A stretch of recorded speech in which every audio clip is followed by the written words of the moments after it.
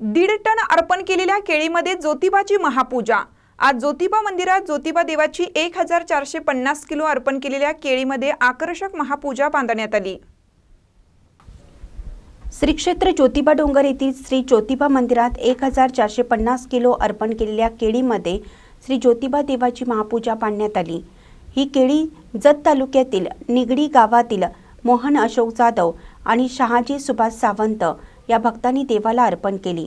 ही महापूजा श्रींचे मुख्य पुजारी कमलाकर मिटके, दीपक पुणे, उद्धव मिटके, कृष्णात पुणे, सचिन ठाकरे, अजित भंडारे, प्रसन्न भंडारी, गणेश जुगर, गोरख मिटके यांनी बांधली।